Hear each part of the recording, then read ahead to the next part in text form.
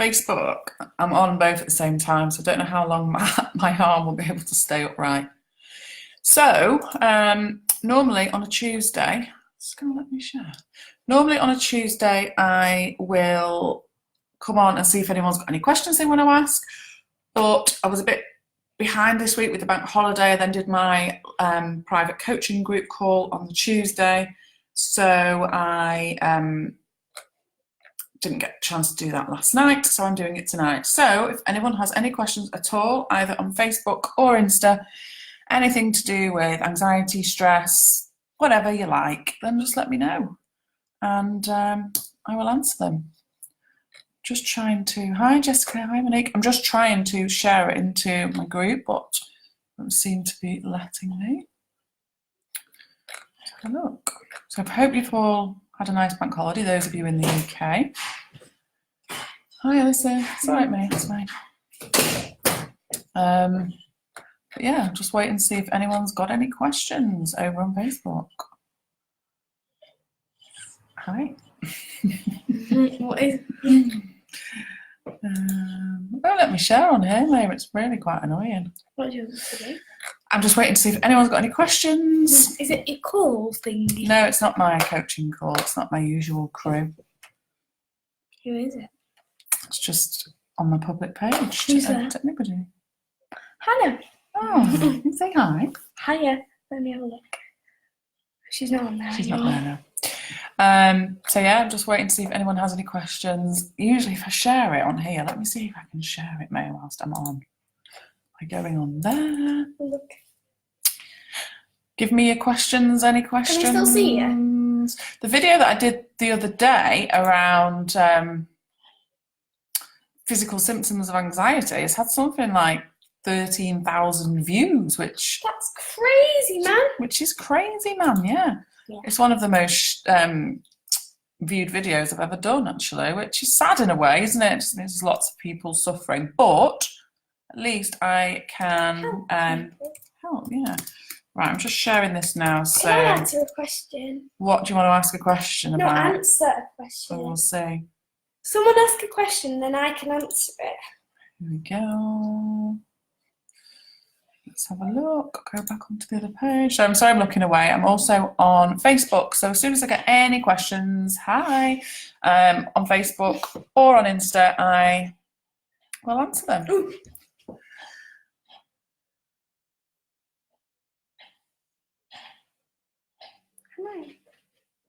Okay, so I've got a question here. Going through a spell of feeling like I've been in situations before. Deja vu. Deja vu. Come here, I can't see that. Tell me what you mean. So is that a problem? Is that, well, I may have just said deja vu. We do get that, don't we? But is it something that's bothering you, that's concerning you?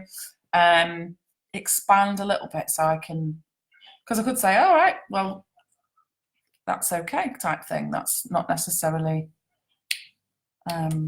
What do you have a question for me? And if you think about the fact that we only ever experience everything through our thinking, that if we see something and creates a thought, and then we go back to a memory of something else that it reminds us of, and then we might have lots of thoughts about that. It's going to feel familiar, isn't it? We're going to get feelings that are similar to what we've had before because we've been in that situation before. I suppose it's like anything, when these things do happen or occur, it's about whether you feel uncomfortable with it or not. I don't know which one to look at. It's this one or... Okay, so here we go. I've got another question here. Hi, Sari. So on the whole, feeling a lot better and your book is definitely helping. That's good. Probably another anxious thought, but is there a point when you should worry about yourself when you're in that period of anxiety or thought storm? Hope I'm making sense. So maybe what I think that you're asking me there, and tell me if I'm wrong, is that when we're having these thought storms, when we're experiencing the physical symptoms of it, when we're in those throes of overwhelm or anxiety, I think you're asking me, is there any part through that we should be worrying about? So one of the things I used to worry about when I would experience it is this doing damage to my body long term? Like, am I creating problems for myself long term? Is there something, like, do I need to desperately stop this or fix this? Is it going to make me ill or damage me in the long term? And the answer is that no. It's the symptoms are harmless. They don't feel nice. I get that, and when we're experiencing them, they're not pleasant. But no, worrying about yourself throughout any of that thought storm is just going to create more thoughts and keep the storm there for longer. And if you think about a storm outside, you might see thunder and lightning and you might not like that and you might worry about that. What if it hits the house? What if this? What if that? You can't control it and there's nothing you can do about it. And it's always going to pass. Let's have a look. Feels like it's me scanning again for something that's not there. So yeah, it's just a case of letting the thought go then. And scanning, yeah, we do that. Scanning is just habitual. Scanning is just thought again in itself. It's kind of like you're probably trying to fill a gap of empty or no thinking with, oh, should I be thinking something here? And again, I've talked about this before where I can remember when I started to feel less anxious and was anxious for less of the time, that I would sometimes sit there when my mind was a bit quieter and I would then go to a place of going, hang on a minute, is there not something I should be worrying about? Like, should I not be anxious about something? And would then start searching and scanning. I used to scan every morning when I woke up. How do I feel? Am I okay? Am I going to be anxious today? Am I not? And all that was doing was creating a thought storm for me from the minute that I opened my eyes. And now I realise that I don't need to do that, because even if I did scan in the morning, and to say I never do it would be a lie, because I think we all fall into that habit, but let's just say I did scan. You know, however I feel in that first 3 minutes when I wake up is not reflective of the rest of the day, because it's only ever reflective of my thoughts in that moment, which will change and which will pass. So scanning is really only, again, relevant in that moment. You know, you might feel awful in one particular moment, but that then doesn't inform your future. It doesn't inform the next half an hour, the next hour. It doesn't even inform the next minute. So it's kind of pointless and a sort of a fruitless thing to do is to scan, because it's only ever relevant for that second. I'm trying to think of an example of that, what it'd be like doing. I don't know, I can't think. But it's just, yeah, it's like almost trying to, I don't know, I can't think, my mind's gone blank. If you're scanning, you're just trying to almost work something out that's forever changing, because as soon as you've scanned and you've sussed it out, it's changed, it's moved on. It's almost like be exploring one area of a conveyor belt and thinking, well, I need to, you know, when they used to do that, anyone that's younger won't remember this, but what was the thing called, the game show, where it used to be, you know, when you'd have to remember all the items going past on the conveyor belt, and then you'd have to remember them. Like, you try and concentrate on that one thing, but actually the key is just to sort of almost take that step back and just look at it from a more of a separate place and just try and remember as much as you can. If you're then focusing so specifically on what's on that part of the conveyor belt, then all of that other stuff you're missing, and actually soon that item's just going to be gone. Deal or No Deal. It's not, you like that, didn't you? You spent a fortune on Deal or No Deal in Blackpool, didn't we? I won 200 tickets. You did win 200 tickets, and what did you get with that? A pack of Haribos or something? Oh, 2 water bottles. Most expensive Haribos I've ever purchased. That's...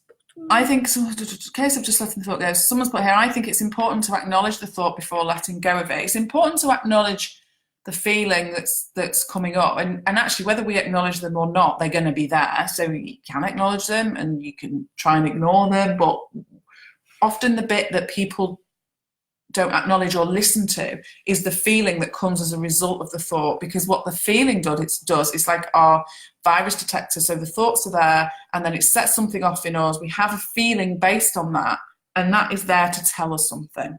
It's there as an indicator, our virus detector, whatever it is, and that's what we need to listen to, because it's telling us something. It's telling us something important. Confusing. Remove that thing. So let's see if anyone has any other questions. What about on Instagram? There's people there, but I don't have any questions. Any questions? Ask some questions. That's a very direct request. I want to answer one. Yes, the feeling is important. Yeah, it is. It's like the virus detector that, oh, thanks, Maya. That when we have the thoughts, and then the feelings are then as a result of those thoughts, and they're important to listen to, because they are telling us something. Which is why I know when people have anxiety, they absolutely hate feeling of anxiety very often. Actually, it's really, when you really get, Maya, can you don't put it so close, thank you. When you really understand how it works, you realise that actually without the system working the way it does, with thoughts then creating those feelings and, you know, your heart racing, all of that stuff, that is part of survival, is actually really important. But most often than not, people that are suffering with severe anxiety and it's really uncomfortable for them, is because they're misusing that system. What are you doing?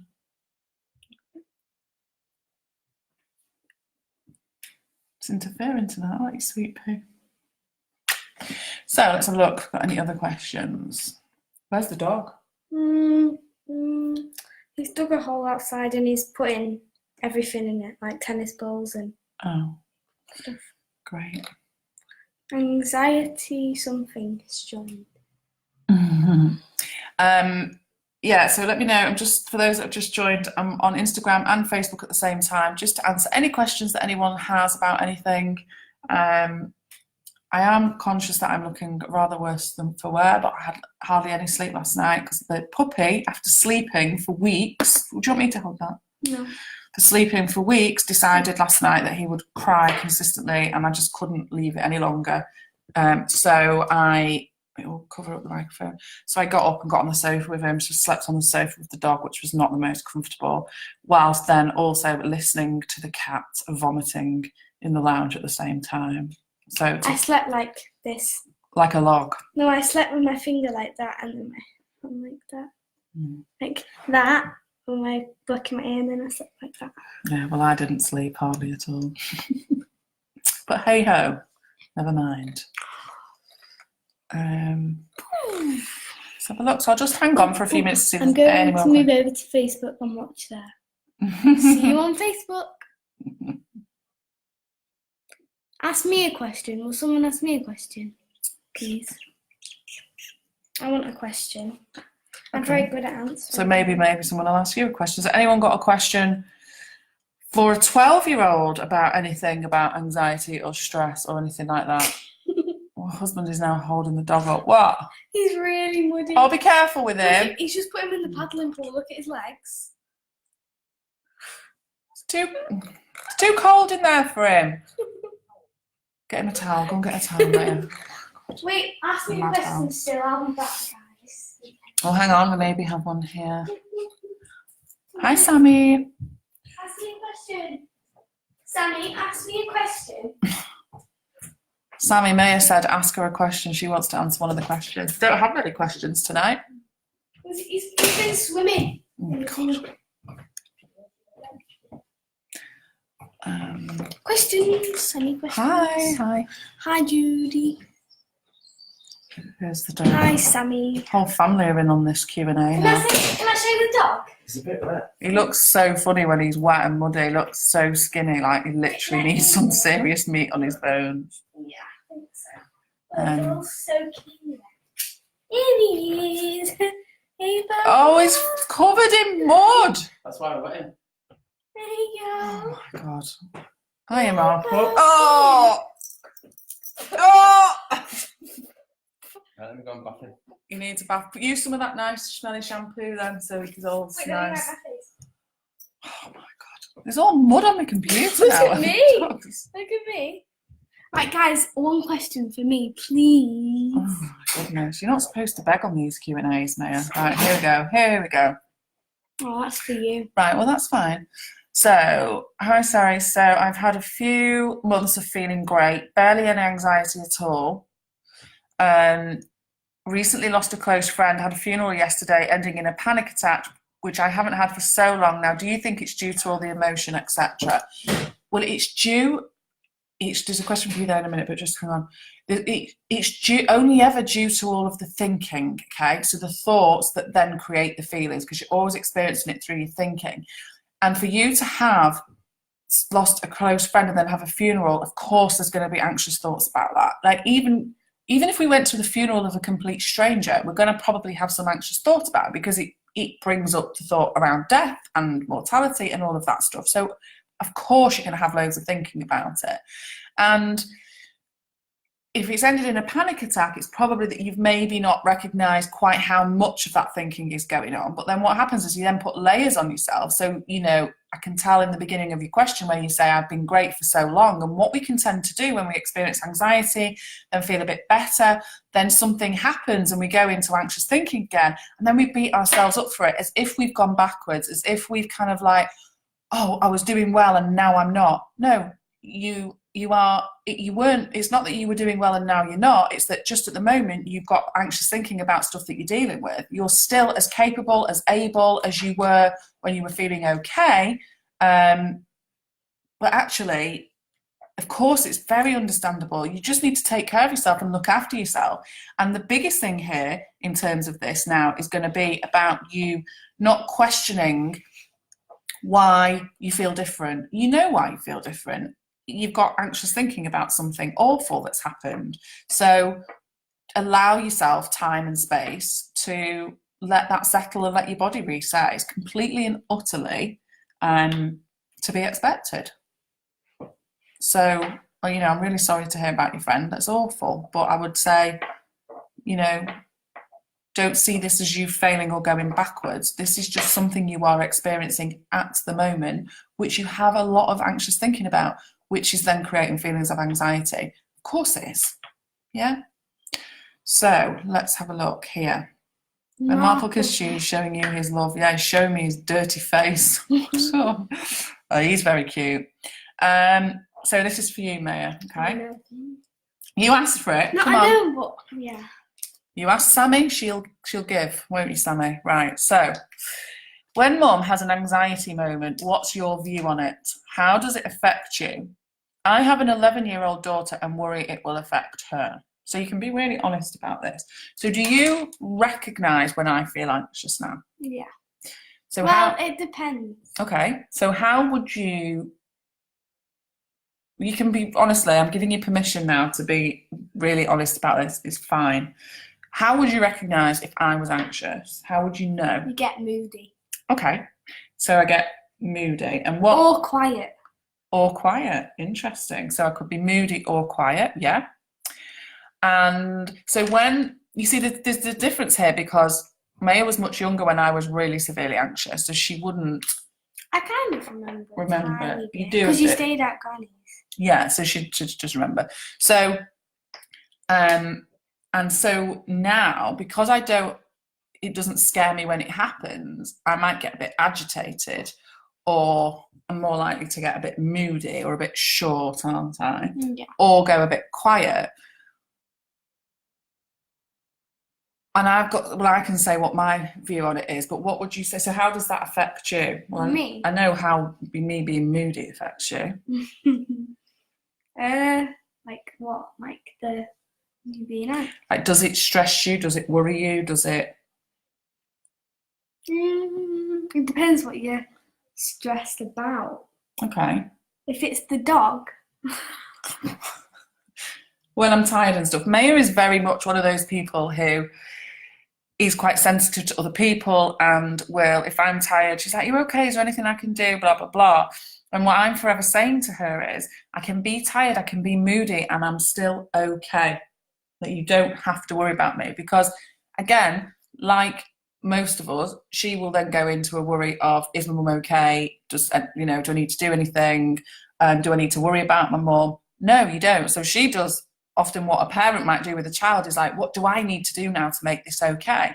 And what I would continuously say to her, sometimes in a snappy way, is, just because I'm annoyed right now or I'm a bit stressed or whatever doesn't mean I'm not okay. I am still okay. And actually I think that's a really important life lesson for anybody, to know that, yeah, we can.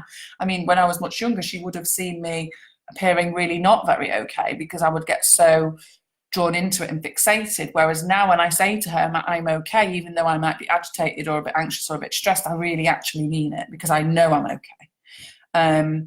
And again, children can do with us what we sometimes do with them, is project stuff on. So if her room's a mess and I've asked 5 times for it to be cleaned, and then I'm moody, she'll say, "Are you stressed?" I'm like, "No, I'm not stressed, I'm just irritated because I've asked you 5 times to clean your room and you've ignored me."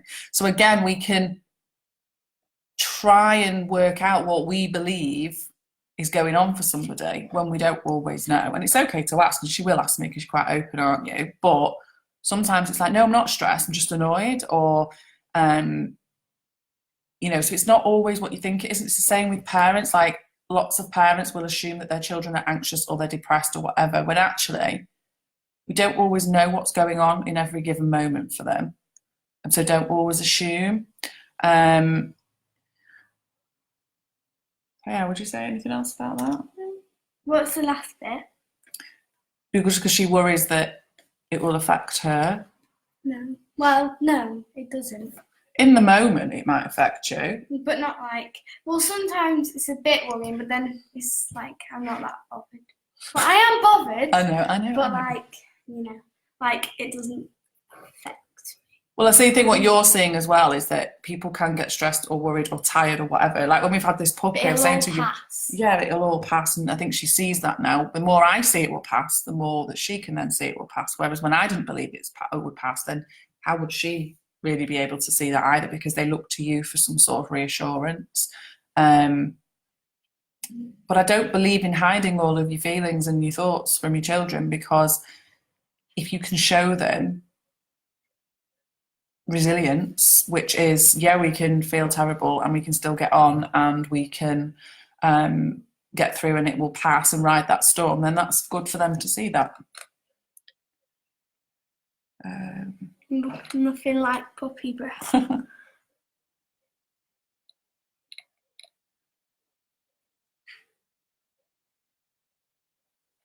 Oh, shit, thank you for answering your question. My daughter's reply sometimes is, gosh, you're so moody. Yeah, well, and it's not just because you're anxious, is it? It's because sometimes they've annoyed you. So, yeah, so Jacob, thank you. It can just be so hard when you think you're getting better and then the feelings of anxiety come back and feel like I'll never be normal again. Yeah, but you're just in a thought storm. So you're just in that zone where it's not really beneficial to try and work it all out for you. It's about just taking care of yourself, because, yeah, of course you see things differently. Your clarity of thinking is completely clouded with what's going on. So you are going to have beliefs that you're not going to get better or anything like that. Yeah, go on then. When you are walking and there's a stone in the way, but you're still going to make it to the end. Like, if you're walking down the path. Oh, like my computer game so thing. if you're walking down the path. Giving away little examples in my manual here that's not even out. Wait, if you're walking down the path, yeah, and then you're like still walking, then you come to a stone. Once you get past the stone, you're not right at the start of the path again. No, it's about tripping over, because that boulder in that image, I'll share that when it's done, but it's about tripping over. I'm talking about a different one that I just made up. Oh. May's got this perfume here next to her and she's spraying it and it's actually getting right on my throat. What are you doing? It's let me reply now. I feel like there's no end to the way I feel. There is. Yeah, there is, isn't there? Because feelings only come from thoughts, and thoughts are transient. The only guaranteed thing about thoughts is that they're going to change. So that's almost a bit like a contradiction in terms. Like, you think it's constant, whereas what you're seeing and noticing is the feelings that you have that seem like they're really prominent, but actually they only come from your thoughts, and the only thing that's guaranteed about thoughts is that they're going to pass.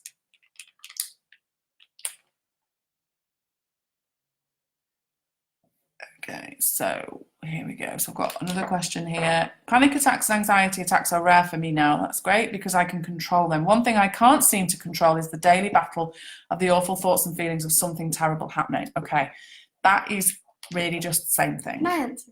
Go on. Okay, let me read it.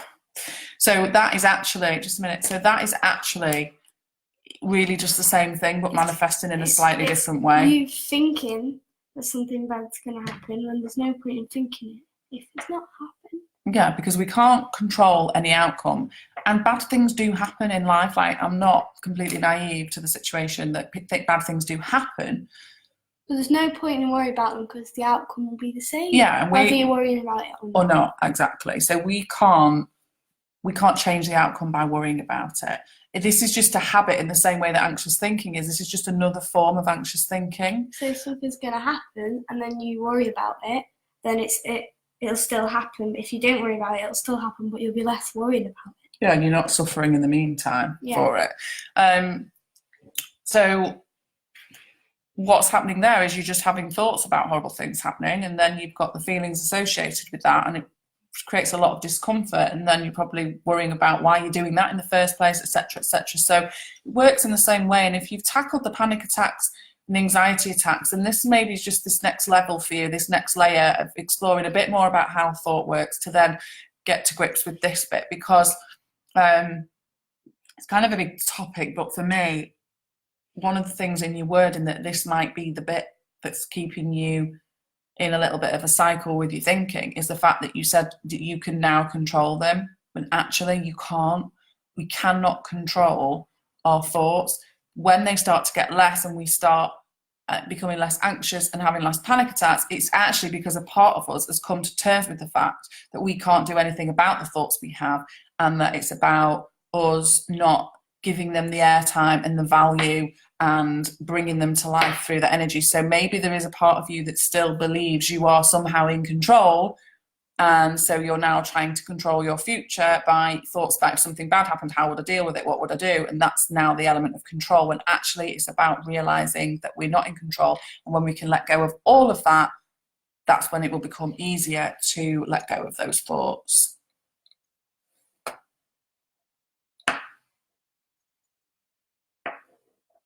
I take 100 milligrams of sertraline and don't feel it helps apart from my mood. Well, I think sometimes when you're on it, don't realise whether it's helping or not. I would say go to your doctor if it's something that you don't feel that's beneficial to you and you don't want to be on. Go to your doctor, but definitely don't just stop taking it. Again, I would say, like, is it the end of the world right now that you're taking it? So if you're still feeling anxious, then just stick with it and keep exploring, all of this other stuff about how thought works, and you'll just know when the right time is to come off.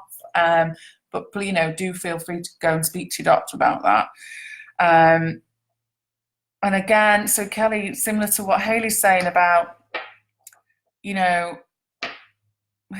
darling, sorry.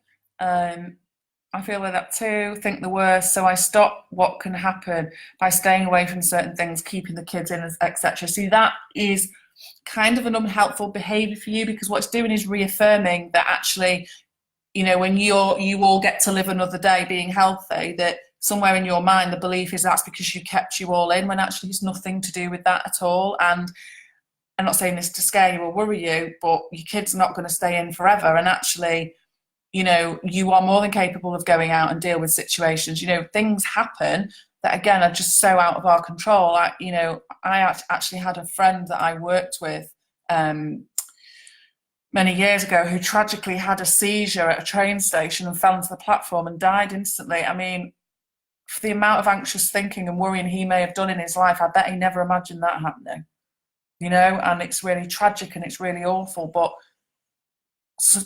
things are just out of our control, and he didn't do anything to put himself at risk. He was just stood waiting to go to get the train home. He didn't know that he was unwell or anything like that. He'd never had a seizure before, so there was nothing he could have done to prevent that. It was just one of those things that just happened and was really, really tragic. And if he'd have worried about it before, he never would have imagined that ever happening. But it still would have happened. Yeah, anyways. He could worry about, what if I get this or what if I get that, and none of us know.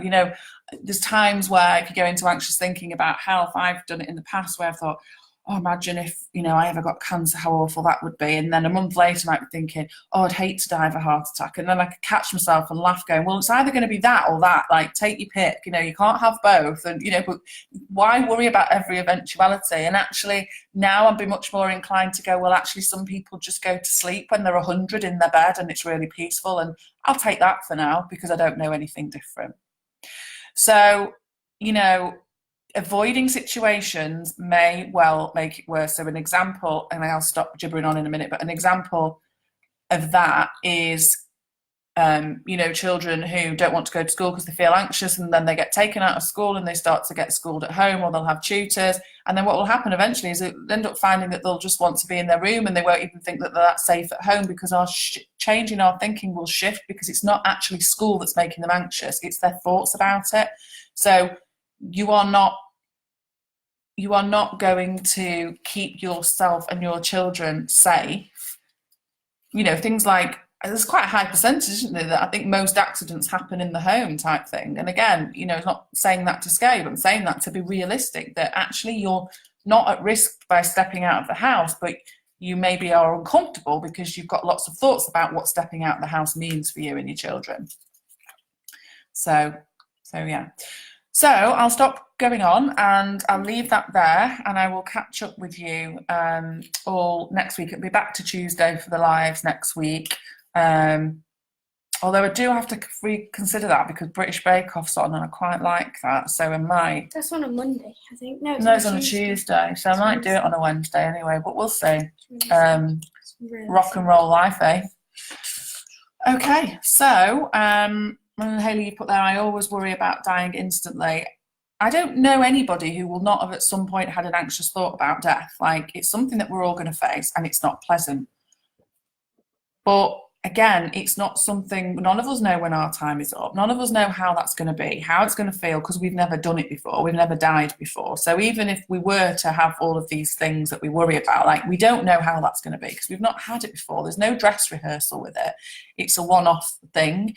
And it's kind of like that. Why, when you notice yourself thinking about it, it's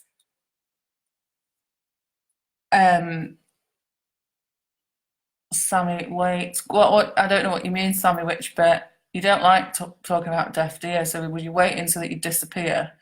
How do you stop them uncomfortable thoughts and feelings? You can't stop uncomfortable thoughts and feelings. We're all going to have them. It's about seeing them for what they really are and just thinking they're just a sensation and energy going through your body. They're not harming you. So yeah. Okay, right, so we'll leave it there then. And as I say, I'll be back on next week, either Tuesday or Wednesday, I'm not sure yet. And I will catch up with you all very soon. Say bye. Bye. Bedtime. Bye. Wait, let me see where this one. Bye.